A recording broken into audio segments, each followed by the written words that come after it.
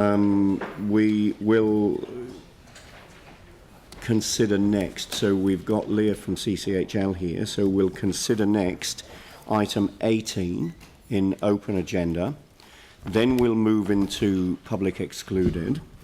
As it stands at the moment, we haven't been able to rearrange Christchurch NZ and Regenerate Christchurch.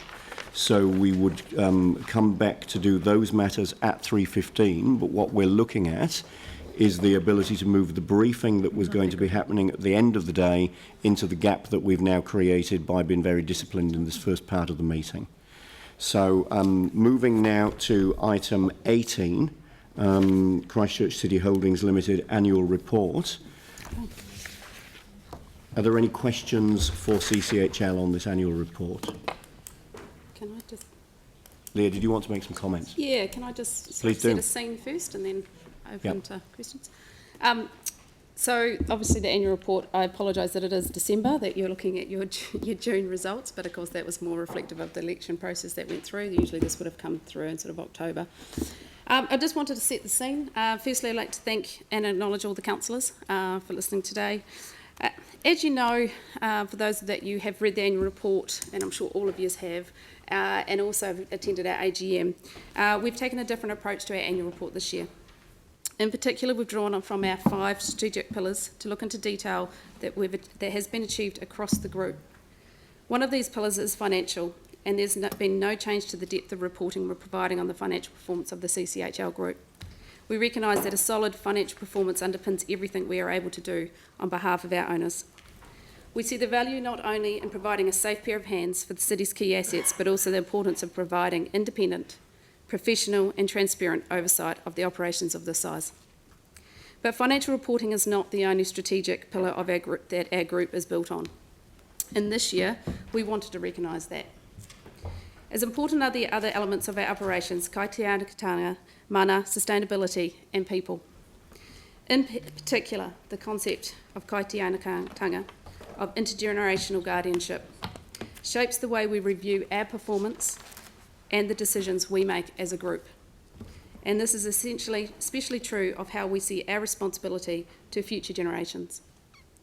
This means taking a leadership role for the future, to recognise the effects of everything we do on the future of our community, and to be aware that future generations look at us to make the right decisions on things that will affect their lives, from the climate emergency to the costs that they bear in the future.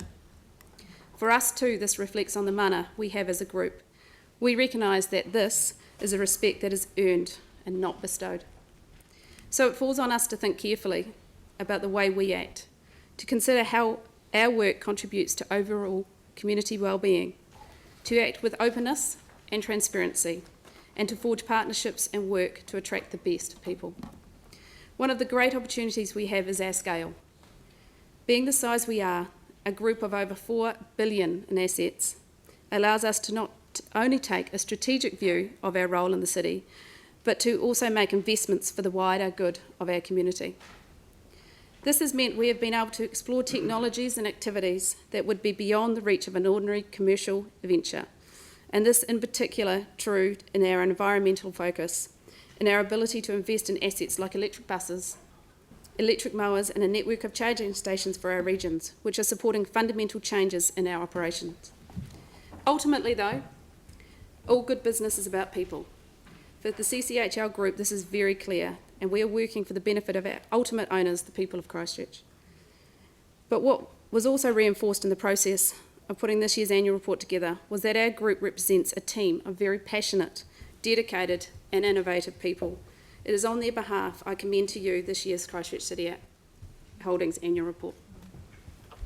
Thank you very much. Thank you.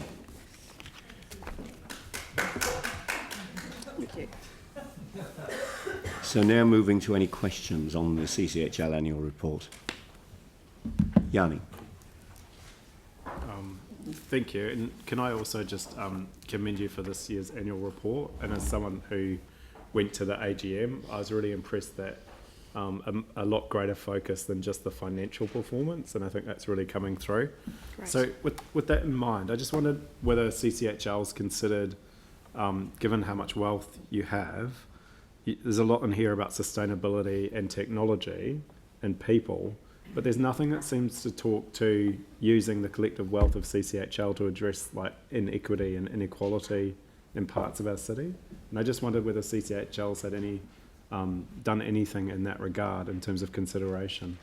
Yeah, there is a lot of things going on in the individual entities that I won't go into directly because I don't want to steal their thunder, and some of them are a wee bit earlier, but there's some really quite cool things that are looking at, especially like from an ABLE's point of view, some of the things they're looking at doing, working with the trust, and we're also looking at some of those areas. So yes, there is Yanni, and we're doing some great work there, but that is some of the things that we're actually wanting to show.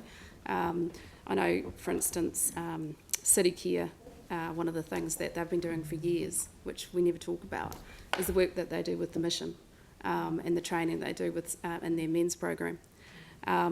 There's a lot of things that are actually happening, and that was for the reflection we did when we went to the way we're doing, is that these things are key to our commercial assets.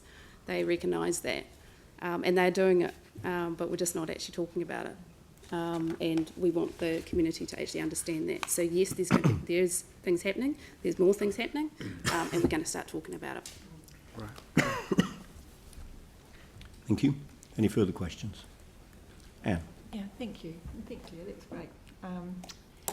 I'm thinking about future generations and wondering if there is any opportunity at all for you to capture a youth voice in your decision-making processes in terms of board level. And obviously there can't be somebody there to as a board member, but as a voice. Is there any opportunity, do you think, for that to happen? Absolutely. And we do that through certain areas. I mean, some of our associate director programs and stuff, there's one of the reason when we started the intern program 3 years ago, no, actually might have been longer than that, was actually bringing some of that diversity, and diversity is not just male, female, it was actually bringing some of that youth to the table, and we did do that. Of course, I was young back then, I was one of the first interns, so there you go. But it was interesting going through that process, because we interviewed a lot of young people through that process and bringing them into it as well. So yes, we're very focused on that from a governance point of view. Good, because I think it is a lens that we need all of us to be looking through in terms of making decisions that will affect our future generations. Absolutely. So, thank you. Thank you. Any further questions? Aaron? Yeah, Leah, since we're going to go to various groups of society for inclusion, the disability sector and Project Search, which has just had their first lot of graduates through the DHB at Burwood, has CCHL in its list of companies considered getting involved in Project Search? I can ask. I don't know the answer to that though, Aaron. Yeah, because obviously it'd be good if the council was involved as well. So larger organisations taking a lead on helping the intern program would be fantastic, given that disabled people are paid 30% less than everyone else across all of society. So yeah, when you talk about inclusion, they're the most excluded. Thank you. All right, so we've got a recommendation in front of us. It's just noting the report. Would somebody like to move that? Jake?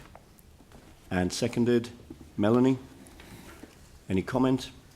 All those in favour say aye. Against? That's carried. Thank you.